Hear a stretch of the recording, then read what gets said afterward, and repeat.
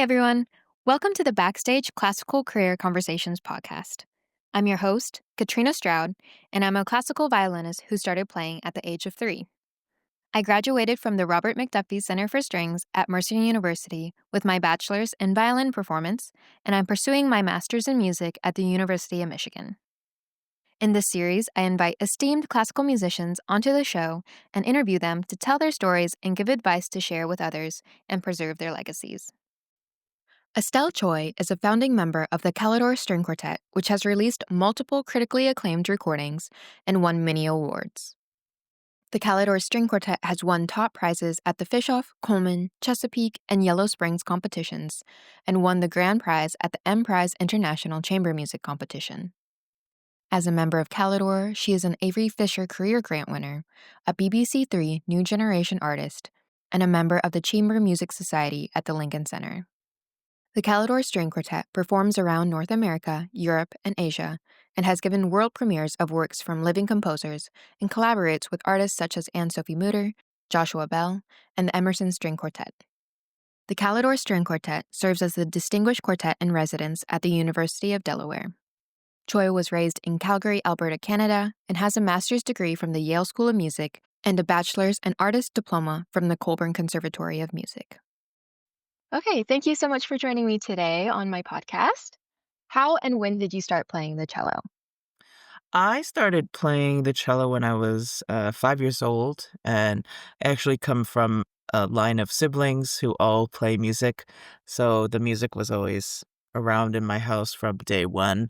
My brother is also a cellist, so I think I sort of took after what he had been going through in terms of learning instruments. I started on both piano and cello. All of my siblings all started on two instruments, so yeah, I think being exposed to piano, cello, clarinet, flute, just sort of swirling around in the house. I'm the youngest of four. It just was a natural progression for me to start both piano and cello.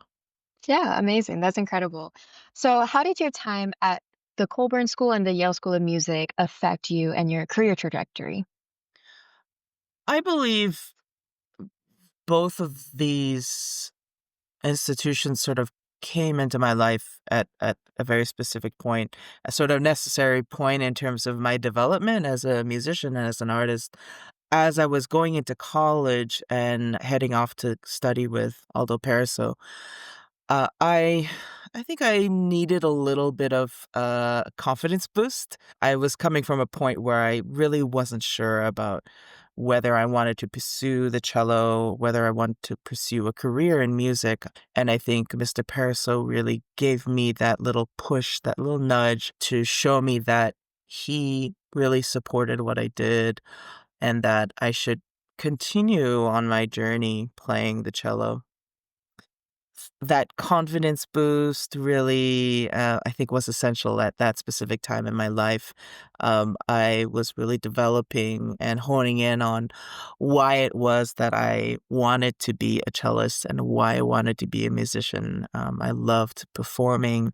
I loved getting in front of people and being able to share my music. It became, yeah, a really deep passion for me, and I really credit Mr. Paraso for finding that within me and really allowing me to shine in that way. Once I was finished at Yale, I then went to Colburn to study with Mr. Ronald Leonard, and I think that particular point in my life was the timing of it was fortuitous because it seemed like the right time for me to get organized. So I sort of associate my time at Colburn as the point at which I began to really understand the mechanics of playing, the technical aspects. Why am I doing this? Why do you have to do this to achieve that? Planning out and being really sure and conscious and deliberate in all of my choices, my artistic choices. So that time, yeah, I think was really important in my development as a moment of sort of reflection and, yeah, organization. I think just understanding how to convey my voice in the most efficient manner. Yeah, that's super important. Was quartet something that you always wanted to do, or did you have other things in mind after you graduated from school? I think the funny thing is that I never could have possibly imagined having a career in string quartet. I'm sure at any point in my life I would have been extremely happy to do so, but it was never I was never beelining to become a string quartet Mm. musician. I was generally happy to do anything and everything. I loved playing in orchestra. I loved leading orchestra. I loved being in a section of orchestra. I loved playing my solo repertoire. I loved playing sonatas. Chamber music, I think, started when I was so young. I tended to be asked to join older groups when I was younger.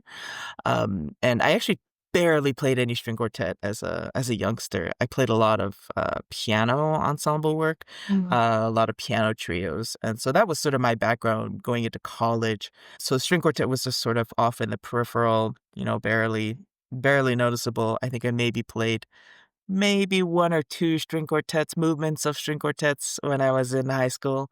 Yeah. But other than that, my awareness was really not really there. But I think that experience of working with more experienced players actually planted that seed, that kind of love that's always, I guess, been there for a really long time.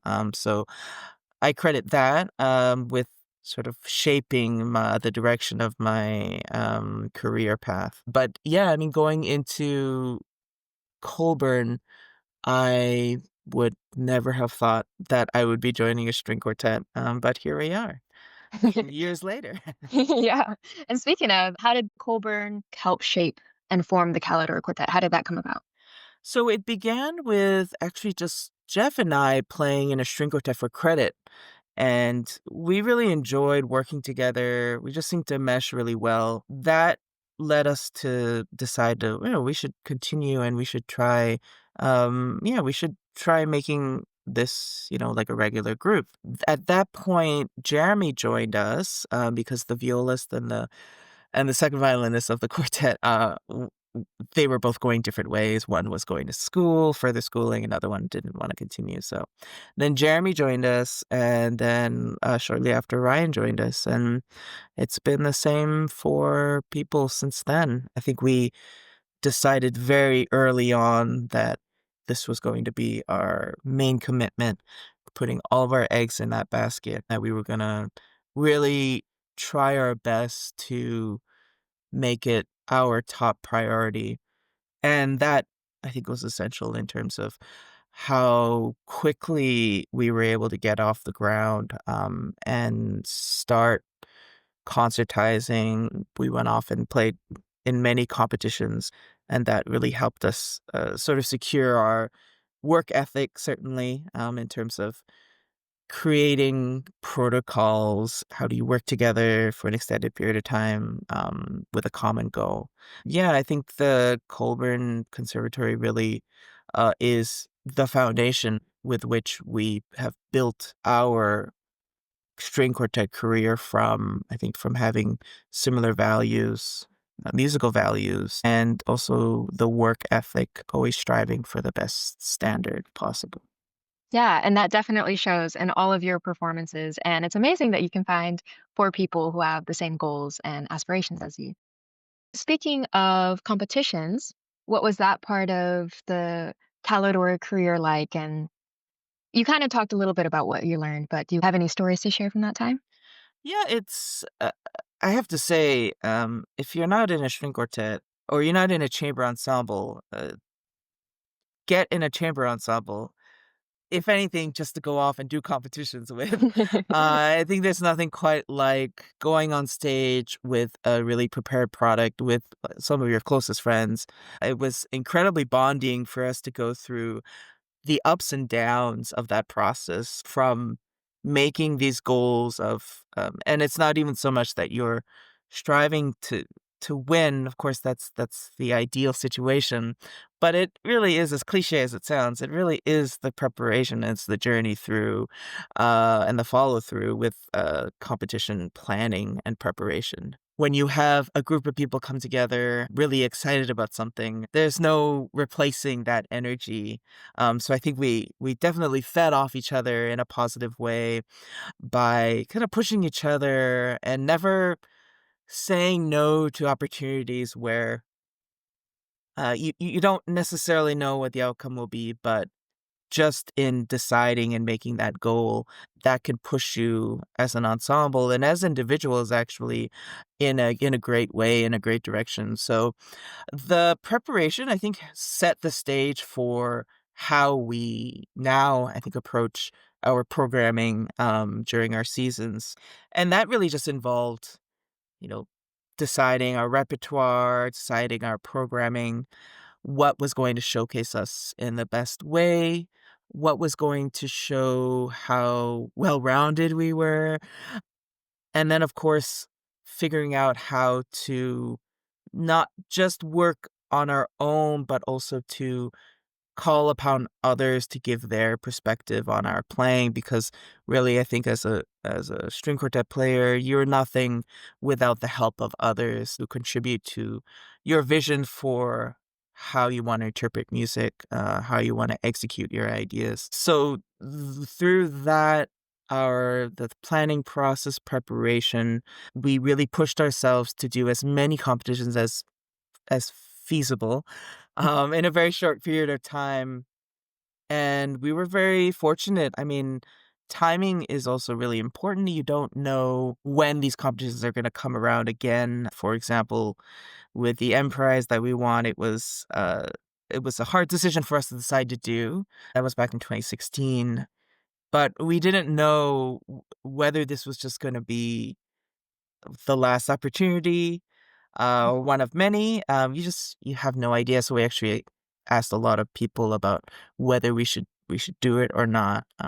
And that was sort of the same with most of our competitions, which is just really making sure that the timing was right for each one. I think the pace with which we pushed ourselves has absolutely contributed to where we are right now. Yeah, and I totally agree about competitions. I've done a couple in the past, the St. Paul String Quartet competition, which you were a judge at the time, and it was amazing. Yeah, that was a lot of fun, and it is really amazing to get together with your other people and, yeah, just put all of your energy into a performance that you worked really hard with. So, who were some of the coaches of the Calidore String Quartet, and how did they influence you guys?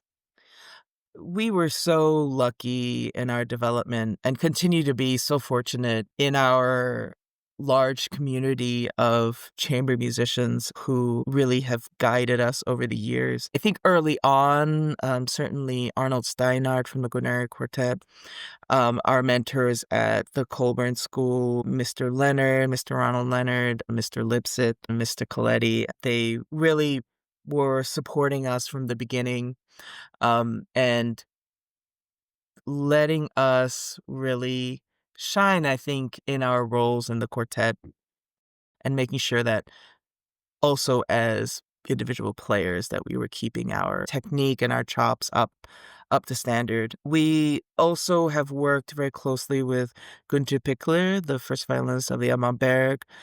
We would do these sort of boot camp, string quartet boot camp sessions at the Reina Sofia School in Madrid, where we would go for about week at a time. We did 4 or 5 visits, and we would have coachings every day with Gunter, and he really would break down what we needed as a quartet to continue on as a professional ensemble. We also worked very closely with the Emerson String Quartet.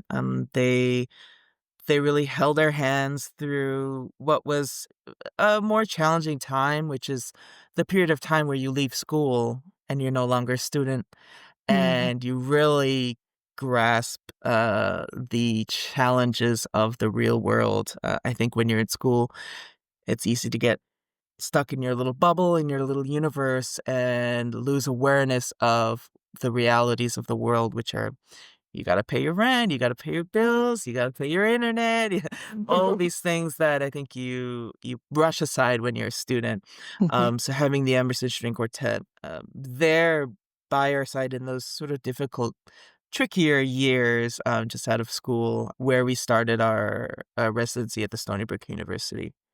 And that was a 2-year program. And it was really all encompassing their mentorship. It was the artistry, the musicianship, the business side of things, the personal side of things. I mean, how do you keep relationships with 3 other people in a business that you all equally own? And maintain your friendships and maintain the goodwill. I think that was really inspiring to hear their stories and also just to learn more about them as musicians, as people, because we got to perform with them quite a bit. There was a sort of an octet collaboration program that we took on the road where we played a couple of smaller ensemble pieces, and then we would end the program with Mendelssohn's octet. And Mhm. we were very lucky to be able to work with them on that program. They are just the most kind, generous, hilarious people, and I think we really admired that about them. And every day we try to emulate as much of that as possible, with the people that we work with the students that we work with. And we've also worked with the band quartet. I feel like we are just so lucky to not just have been working with the greats and the older generation, but also those that are still performing extensively now. We've had close mentorship with David Finkel and Wu Han, who are the artistic directors of the Chamber Music Society. They've really guided us, as well. And so there's a lot of people to be grateful and thankful for, and I know that we are extremely lucky in that way. Yeah.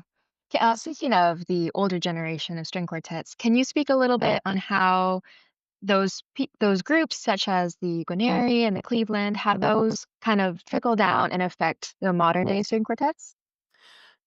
We owe so much of ourselves to what the older string quartet generation has laid out in terms of a foundation as a career. When you think about the legacy of a quartet like the Guarneri String Quartet, followed by the Emerson String Quartet, the Alban Bergs, there's a sense of responsibility, I think, a feeling of wanting to continue that lineage and continue especially the passing of knowledge. One thing that really sticks out to me as a little nugget of inspiration and mentorship was from Mr. Steinhardt, who actually we were just able to see in Santa Fe. We were just at the festival there. And one of the very early things he told us was, don't lose your individuality, which is a sort of funny thing to say to a string quartet where your instinct is to think, actually, you want to blend like crazy. Mhm. And I think there are moments when you do need that, but there is that mm, preservation of your individual voice that I think is extremely healthy in an ensemble. I think the second you feel like you're muting yourself or you're having to veil your own personality, I think that's a sort of a dangerous path to go down. So we've always kept that in mind in terms of how we work. Yes, there is a lot of back and forth and there is some compromise, but you come to the rehearsal with really strong ideas and you also come to the rehearsal with a lot of respect for one another as individuals. So that concept, I think, is so apparent when you listen to those recordings, especially of the Guarneris, where you pick out the incredibly beautiful voices of each of them, but then you also understand as a whole that individuality creates such a powerful message and a powerful feeling when you listen to their music. What attracts a lot of people to string quartet and chamber music in general, I think, is that concept of the power of individuals coming together to create one voice, one sort of equal voice with great passion and dedication. To see that on stage, I think we see a lot of discord in general in the world, but when you can witness that before people coming together and saying, actually, we decided to do it this way, together, that can be very impactful. Yes. And I definitely get that from every Calidore performance I hear, those individual voices and coming together as one. Finding that balance is really incredible. So, how would you say a typical Calidore rehearsal is, and how do you guys deal with disagreements you have in rehearsals? Our typical rehearsal setup actually begins quite a bit in the past in terms of planning. So at this particular stage in our lives, we do require a tremendous amount of scheduling, pretty far in advance, and not just that our concert schedule is booked quite far in advance, but our rehearsals as well have to be pretty carefully planned out. We all have various things in our lives. We're teaching, so and some people have kids, so it's a lot to juggle. And in order to keep everybody happy and feeling secure about themselves and confident, it's really important to plan pretty far in advance. So it will begin with, okay, we're going to rehearse this day and this repertoire, and being very specific about what the repertoire is.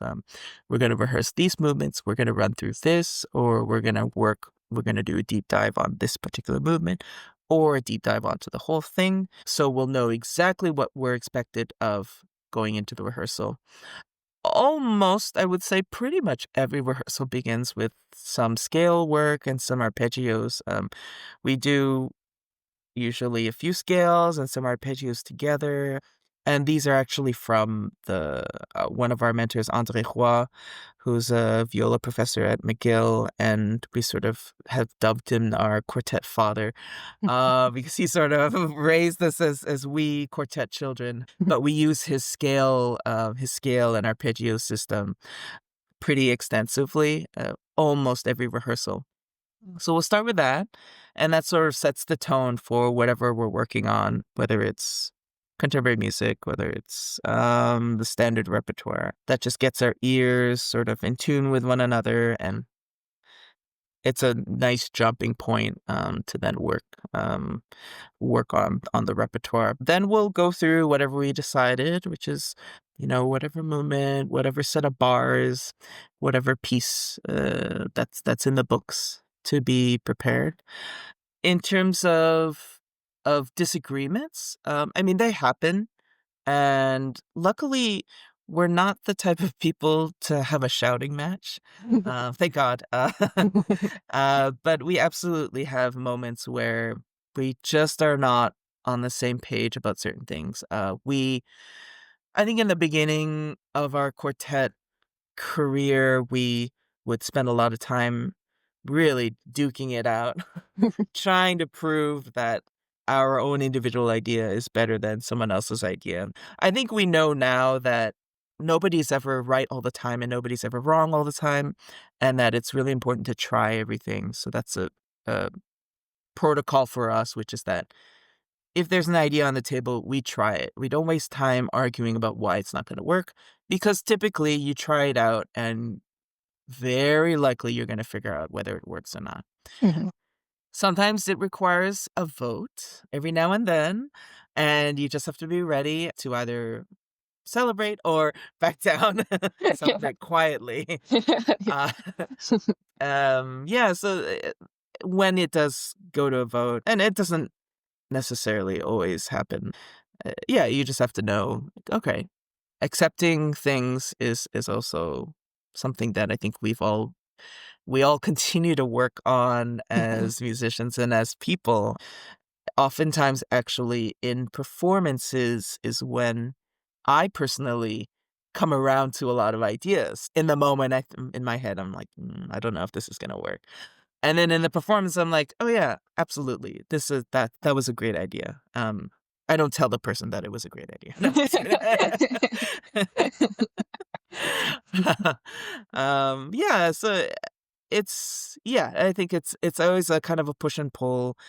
I always say to be in a string quartet, you have to have the strongest of opinions And that comes from the research you do before you come to rehearsal. That's from the background info that you know about a composer. That's from listening to recordings, if there are recordings available. And then you get to the rehearsal and you have to be willing to present your idea. And then you also have to be ready to back down when called for. So that it's not for everybody. I think it's a lot of lurching forward and backwards because it's you want to make your point come across and you want everyone to agree, and that just doesn't always happen. But as long as you're willing to show a strong case for something, I think that is also important, having something to back up what you're trying to present. But in general, we also laugh a lot in our rehearsals, and that really helps to just blow off some steam. And I think we all have a pretty similar sense of humor, luckily, that we're able to brush things off pretty easily and laugh about things pretty quickly. Yeah, that's amazing. And speaking of preparation, how do you plan or decide on your repertoire? There are a couple of avenues with which we choose our repertoire. It usually starts with us developing program ideas, and this can happen 1 to 2 years in advance. So as individuals, we can have our wish list. So we can present, oh, I want to play this Schubert quartet, or I want to play this Haydn, or I want to play this Mozart, or I want to play this contemporary piece, or I want to commission a piece from somebody. So we'll have like programming meetings where we come to the table and we say, hey, these are the pieces I'm interested in. Or, hey, I thought about this theme. What do you guys think about pairing these composers with these composers and presenting this as a kind of themed program?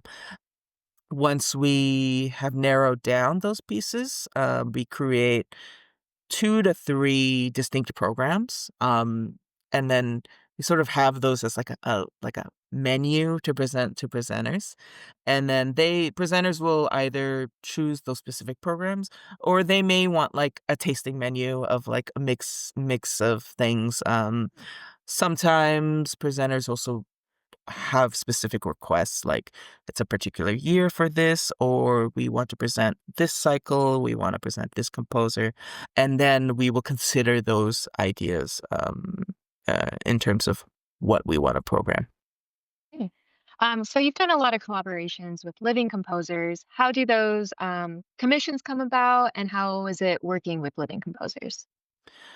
Commissioning new works is very important to us as an ensemble. As performers, we are nothing without the composer, and I think it's vice versa, but it's always been a priority to have at least 1 or 2 commissions a year. It's an incredible opportunity to not only present new works, but also to work directly with a composer who you can ask many questions too, if they're willing, and I feel like composers tend to be very willing to answer a lot of questions. It's really refreshing actually, and it gives you a new perspective on on pretty much any other music that you're working on, whether it's, Beethoven, Mozart, or if it's something that was written yesterday. You start to look at the instructions and the markings in music very differently. And so those commissions generally start with an interest in a composer. Could be that one of us hears something. In the case of somebody like Caroline Shaw, I actually played in a string quartet with her back at Oh, wow. Yale. Yeah, and that was a lot of fun, and that was actually before before she became really known for her composition, actually. Mm. And later on, as I was just about to go to Colburn, I remember asking her, "Hey, Caroline, where are you headed off to now?" "Oh, I'm heading to Princeton to do a doctorate degree in composition." And I, at that moment, had no idea, Mm. that she was a composer to begin with. And then I discovered her music, and, that's how sometimes these things start, is that your friends are incredible composers, and you hear their music and you just fall in love with it.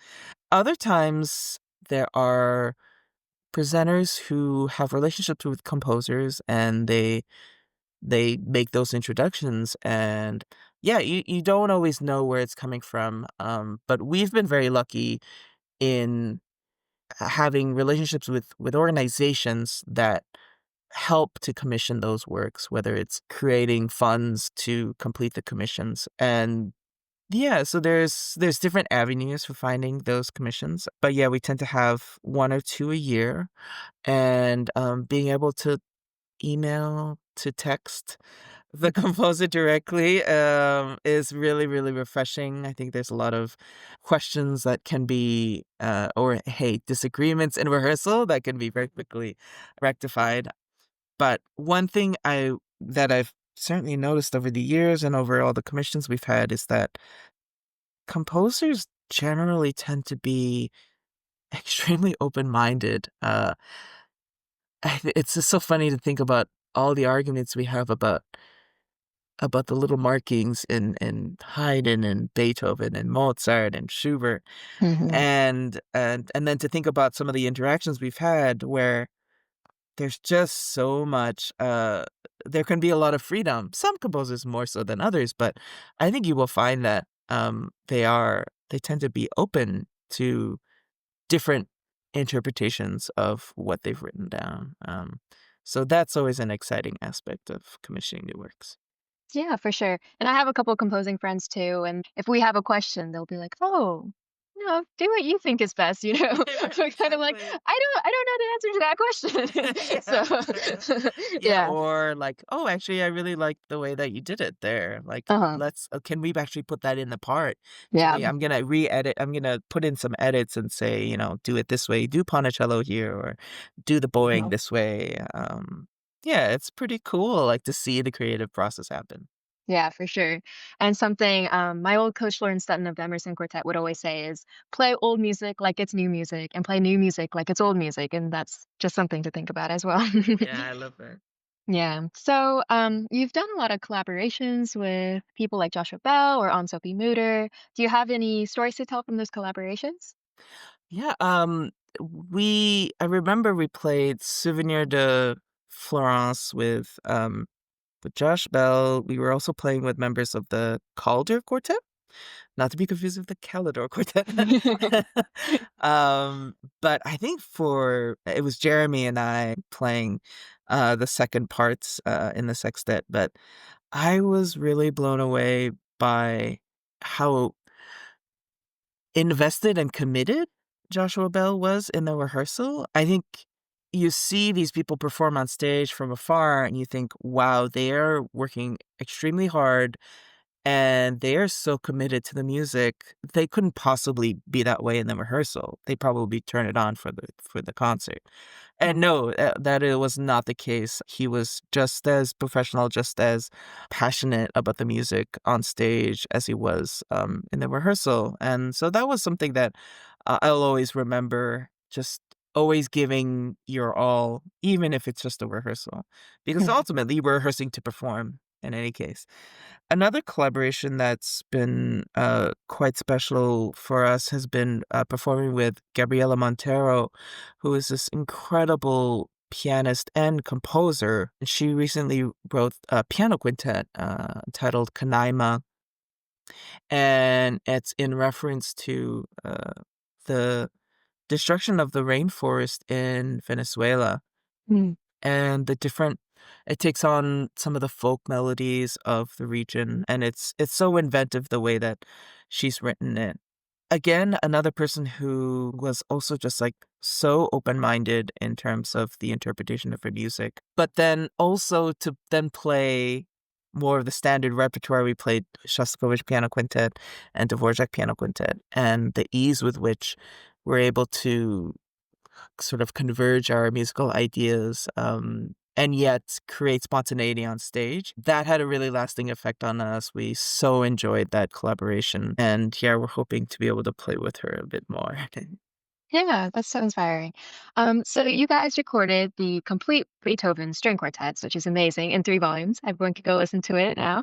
Um, what was that process like? And do you have any stories to share from the recording process? Recording the Beethoven cycle certainly has been our biggest project to date, I would say. It's most string quartets' dream, I would probably, to get them all down on tape and to have this sort of physical thing to just sort of hold up and say, we accomplished this. I think we grew so much from having done all of those recordings. The first set that we did, it was sort of a pandemic project for us because when everything shut down, we didn't have concerts. We thought maybe this is the sign. This is the opportunity to hunker down and really hone in on what we want to say with our Beethoven string quartets.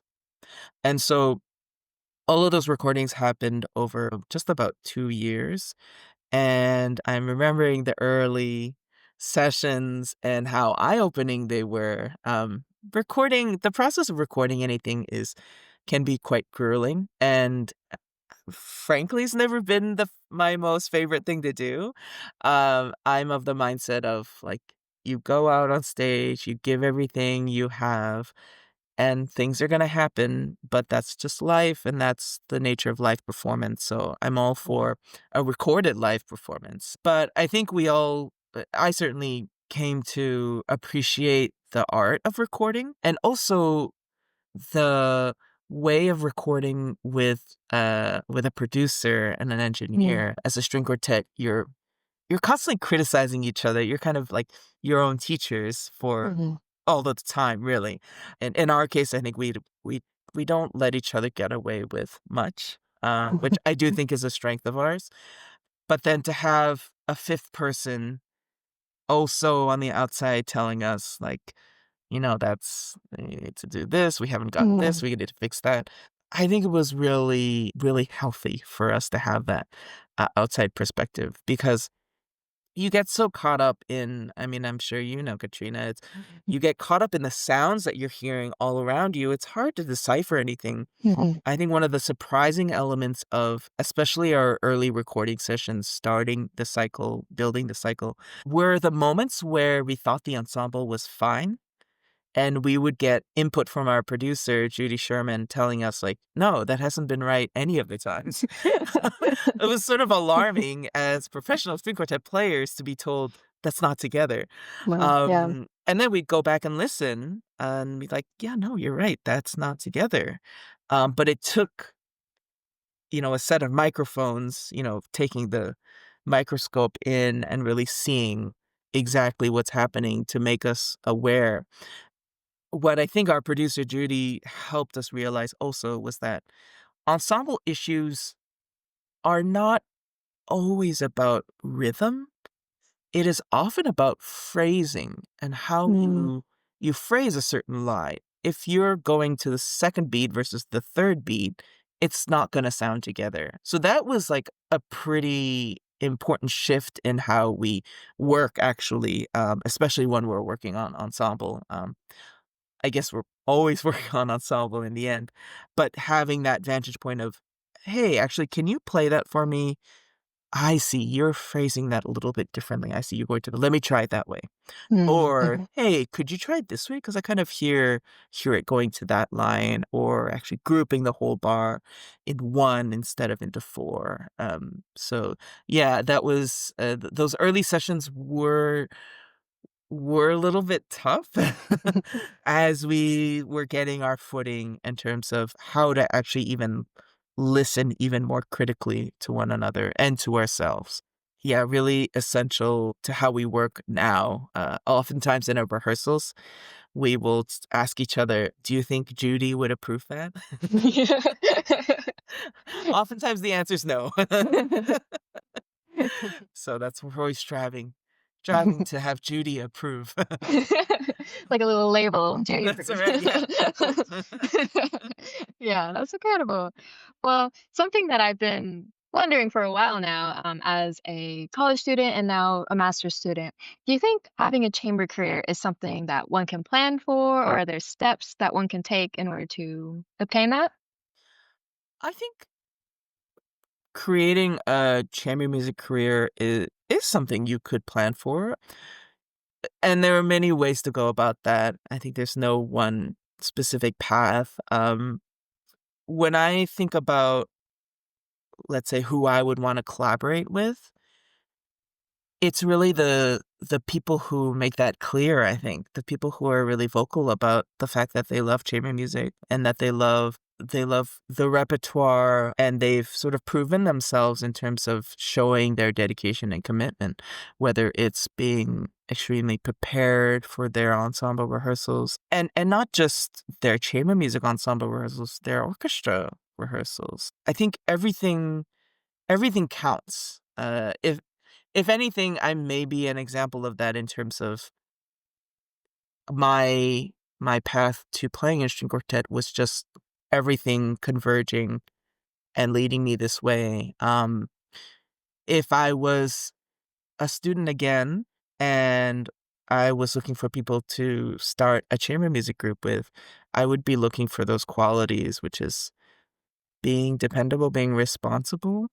A lot of it is tied. This is something that I often say, which is that don't you shouldn't wait to become a professional. Yes, you have this label as a student, but I think the sooner you treat yourself as a professional, the sooner people will notice that, and call upon you because they know that you're responsible. They know that you have a high standard of playing and expectation of yourself. So yeah, I think those are all elements of preparing yourself for, I mean, any type of career. But I think also curiosity. Curiosity is really important in terms of trying to create a uh, a chamber music, even a chamber music ensemble. Showing the passion for the music is also important. Yeah, Yeah. it all contributes. Yeah, for sure. No, I definitely agree. And I just to close out, I always close out with this one question. What is one piece of advice you would give to aspiring professional musicians?